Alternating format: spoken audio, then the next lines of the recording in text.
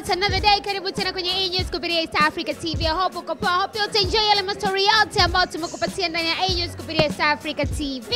It's your boy Sam Misago right here. Hey, it's your girl Suzy aka Suri. Karibu sana. Pia tuko na Coca-Cola, right? Tunapewa mashavu ya kutosha na Coca-Cola ambao anatuambia kwamba right now tunaweza tuka ball na pia tuka chill na tuka roll. Tuko na Coca-Cola, endelea kusimuka na Coca-Cola muda huu kwenye E-News ya East Africa TV. Yes, kwenye E-News leo tuko na Nikki wa pili mweusi, anajibu zile tuhuma kwamba kundi la weusi bado wanaishi kwenye nyumba za kupanga. Yes.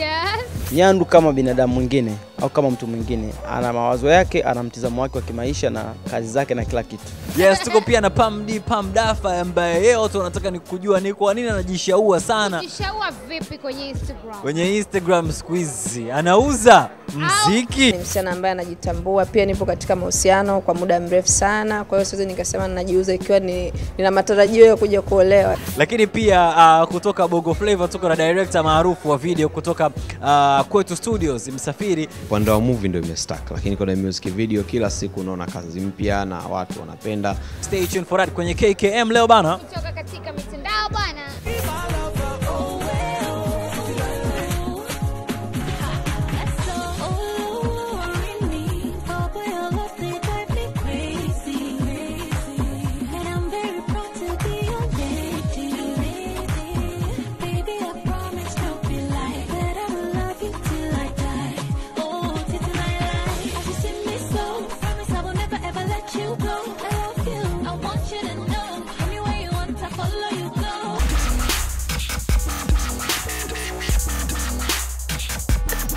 Tunaendelea na A-News kupitia East Africa TV. Asante sana kwa kutupa time yako na kutuangalia kuanzia Jumatatu mpaka Ijumaa. Sasa hivi kama kaida yetu ni time ya mastori ya town, lakini kabla ya kukupa zile story ambazo zimetrend sana siku hiyo pa leo, bwana asante sana kwa Coca-Cola kwa kutupa mashavu ya kutosha sana ndani ya A-News kupitia East Africa TV. Leo tuko na Nikki wa pili kwenye A-News na ameenda kumjibu Nyandu Tozi baada ya Nyandu kusema kwamba eti weusi wanakaa kwenye nyumba za kupanga. Sasa najiuliza swali moja, ni kwamba Nyandu Tozi anakaa kwenye nyumba ambayo amejenga yeye au mbona kasielewi hivyo? What's going on? Okay, Nyandu Tozi of course yana ghetto lake liko Mbezi nini Kinyamwezi na hizo zingine kama hizo. Yes, nyumba yake. Alright. So ndio maana anaweza kathubutu kusema kwamba kuna baadhi ya wasanii ambao wapo kwenye makundi fulani ya rap bongo wanaishi kwenye nyumba za kupanga.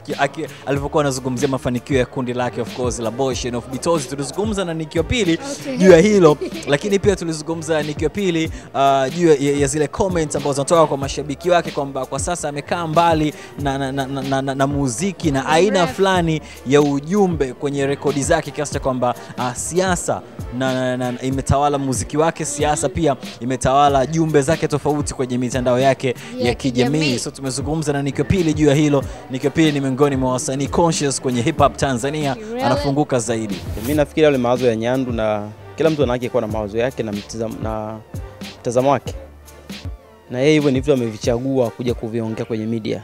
Yani mimi siwezi nikaja hapa kwenye media nikaongelea maisha binafsi ya mtu mwingine au nikaongelea maisha binafsi ya Nyandu. Sio mambo yangu. Kwa hiyo unaweza kuona nafikiri ni watu ambao wana mission tofauti. So sisi mission yetu kwenye muziki na kwenye media ni kuongea muziki wetu, kazi zetu, na labda kuongea issue za kijamii, lakini hatuna issue za kuja kuongea maisha yangu mimi private au kuongelea maisha ya mtu mwingine private. So nafikiri mimi hiyo ni njia ya Nyandu, nimwache yeye na njia yake. Unadhani labda imeharibu ukaribu wenu kuona amekutia mdomoni au amewatia mdomoni kwa maneno kama hayo? Hapana, kwa sababu pia niliangalia interview nzima. Kwa hiyo kama Nyandu mwenyewe alivyosema kwamba mimi Nyandu ni mwanangu. Mwaka jana ni mwaka ambao mimi kwa kupata mialiko kuongea vio vingi sehemu nyingi, lakini mwaka jana pia alifanya kazi nyingi. Kwa hiyo ni ratiba tu. Mwaka huu ilikuwa anze Jumakini, akaja na project yake ya Waya, akaja Jinako Golo, then kwa ifuate project yangu, lakini wakati project yangu nitaka kufuata tukaamua tu wimbo wa weusi wa Madaraka Kulevya. Kwa Madaraka Kulevya ni kama uliharibu ratiba hivi, lakini so far so good. I'm coming, nafikiri nataka kutoa video ngoma 2. Kwa hiyo hapa ambacho kilichobaki ni kwamba ngoma hizo zimeshashutiwa. Bado ambacho tunadiscuss ni kwamba tuachie zote kwa siku moja au tuzipishanishe kama kwa wiki moja au wiki 2, lakini Ijumaa hii aidha nitatoa video 2 au 1. Bado tunapanga, lakini Ijumaa hii natoa kazi. Na kitu kingine ni kwamba watu unajua ujio Nikki wa pili. Flow, mashairi, ubunifu, ni habari mbaya kwa MC wengi labda niseme. So Nick is coming. Okay, habari mbaya kwa MC wengi kwa sababu unaenda kuchukua ile nafasi, sio? Sio nafasi. Kila mtu ana nafasi yake. Ni kwa sababu mimi ni mtu ambaye naleta flow mpya kwenye kila wimbo mpya. Alafu nisemaje? Sound tofauti.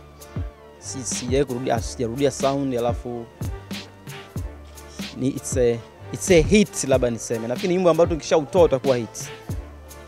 Ndani ya masaa 24 itakuwa hit. Ijumaa hii either unapata double release au zitapishana siku 2 au wiki moja. Kwa hiyo lakini Ijumaa Genius is coming, Weusi we coming, expect flow mpya, expect maneno mapya, expect sound mpya. Kwa hiyo unajua vile sisi tunafanya. Yeah, it's gonna be boom.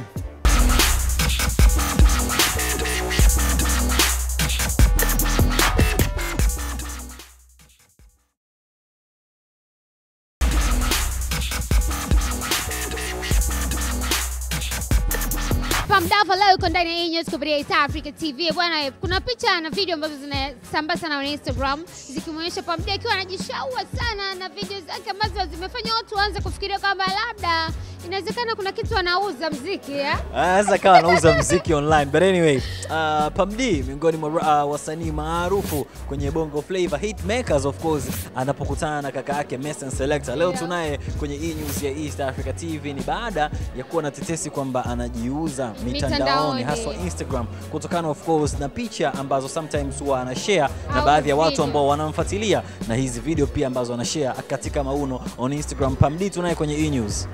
Sivyo ambavyo ipo, kwa sababu Pam ni msichana ambaye anajielewa, ni msichana ambaye anajitambua. Pia nipo katika mahusiano kwa muda mrefu sana, kwa hiyo siwezi nikasema ninajiuza ikiwa nina matarajio ya kuja kuolewa, sio?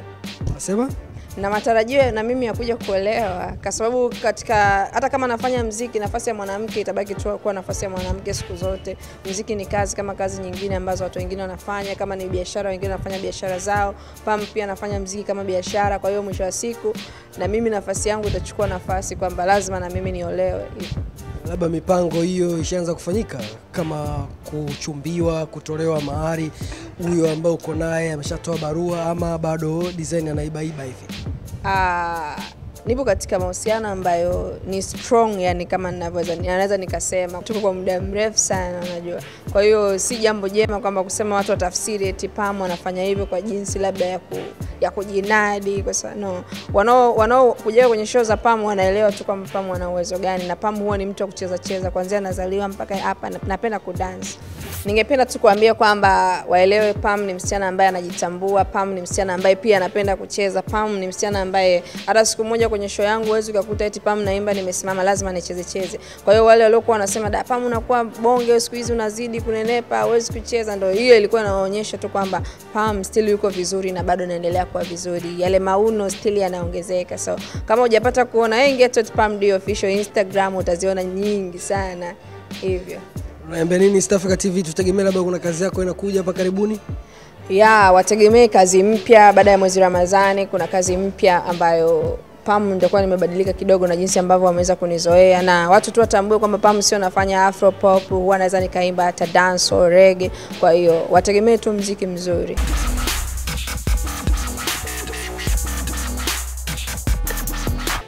Tunaendelea na News kupitia East Africa TV, na leo tuko na Msafiri, producer pamoja na director wa video za Bongo nchini Tanzania. Of course, Msafiri kutoka kwetu studios ana kusema baada ya kuulizwa ni kwa nini kwa sasa video za Bongo Flava haziendelei. Hatuoni jipya kutoka kwenye hizi videos ambazo wanatayarisha baadhi ya watayarishaji wa video Tanzania.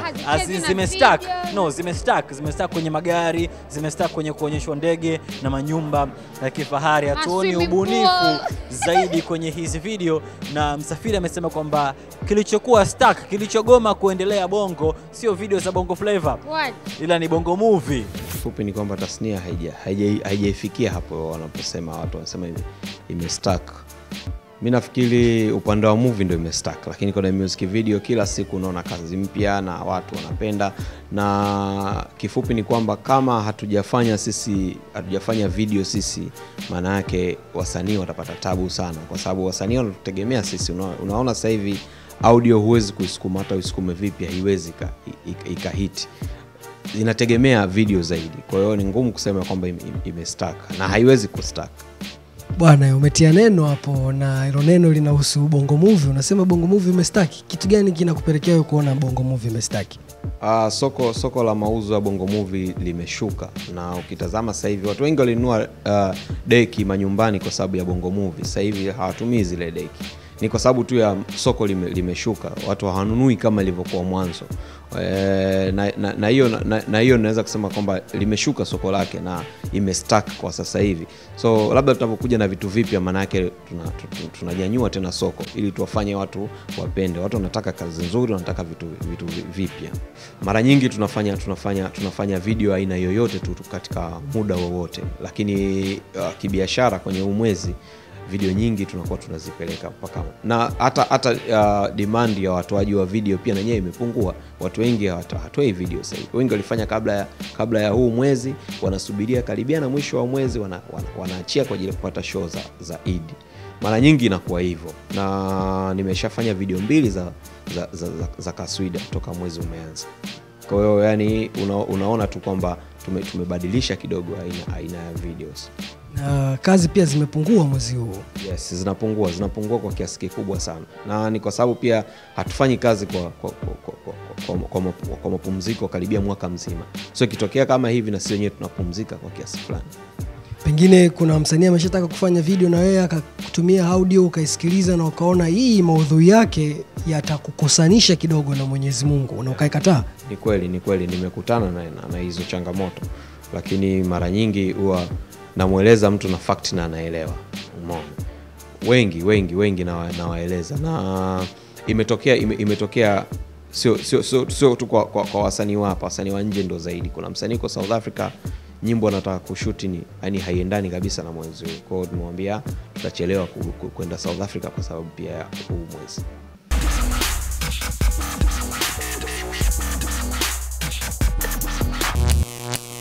Bana, asante sana kwao Coca-Cola na mashavu ambao wanatupa. Nazidi kuinsist kwamba unaweza kugonga picha yako selfie ukiwa uko na Coca-Cola ukatumia sisi ili tuweze kuiweka kwenye Hala 5. Coca-Cola natupa company, tunazidi kusimuka na Coca-Cola. We keep on balling and we keep on rolling tukiwa na Coca-Cola, right? Yes, na sasa ni time ya chat. Kwenye cheche leo tuko na topic kubwa ambayo inahusu wale mashabiki wote wa muziki na filamu Tanzania, labda na nje ya Tanzania, ambao unaweza kucomment juu ya issue tukizungumzia mafanikio ya msanii. Kwa mtazamo wako ni nini zaidi? Mafanikio ya msanii kwa mtazamo wako ni nini zaidi? Inaweza kawa ni kazi yake kufika mbali na kuwa na mafanikio, au pesa, au inaweza kawa ni mkwanja, umeona bana, au inaweza kawa jambo lingine lolote ambalo unadhani haya ndio mafanikio ya msanii wako. Au mtu mwingine ni kuwa famous, ni kuwa kuwa maarufu, kujenga majumba, kununua bebe kali na issue zingine kaa hizo. So of course tupia comment yako muda huu kupitia facebook.com/eatv.tv wakati show iko hewani. Lakini pia watu kwenye cheche wamefunguka, wanadhani mafanikio kwa msanii ni nini? Mafanikio ya msanii kwanza, kwa mtazamo wangu mimi binafsi, lazima tuangalie maisha halisi ya kwake. Tunaangalia kwanza anapotoa nyimbo inakubalika kiasi gani, kwamba ni idadi ya wale watu ambao wanapokea wimbo wake au wimbo unasambaa kiasi gani. Kwa mfano, tuzungumzie Darasa. Tunasema before Darasa alikuwa fahamiki sana, si ndio? Lakini baada ya nyimbo yake ya muziki kutambaa mpaka vijijini, watu wakasema amefanikiwa kwa sababu ilipokelewa na watu wengi sana, si ndio? Ajulikane na watu wengi. Akishajulikana na watu wengi ndio mafanikio makubwa, kwa sababu labda atafanya show kwa sababu watu watakuwa wanamjua, watu wengi, mataifa mbalimbali. Sio jina tu. Mafanikio ya mtu yanaonekana kufuatana na vitu alivyokuwa navyo. Ana kampuni, sio nyumba.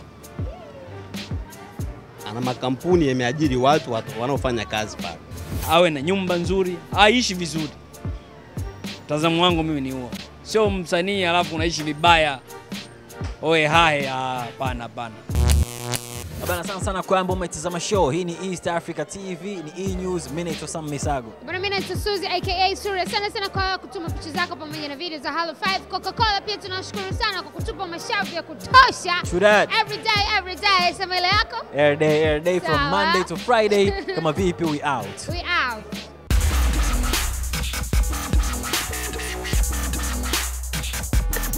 Hi, niache karibu sana. tena kwenye E-News kupitia East Africa TV. Sasa hivi kama kaida yetu ni time ya Hall of 5. Huyu hapa anaitwa Faisal Faki, yuko na rafiki yake Martin na Hasnain. Wanasema kwamba ujumbe wanampa hai mama yao, Mama Martin akiwa saluni kwake Kongoe. Wamemalizia kwa kusema wanampenda sana. Hapa ni mabesti kutoka pande za Musoma wanawapa hai rafiki zao wote ambao wanacheki E-News East Africa TV. Mwingine anaitwa Gwamaka kutoka Mbeya, anapenda kuwasalimia jamaa na marafiki zake kama alizika kusema hello 5. Mimi naitwa Suzy, ukipenda niite Suri. Asante sana kwa kunipa time yako na kuangalia hello 5 kupitia East Africa TV.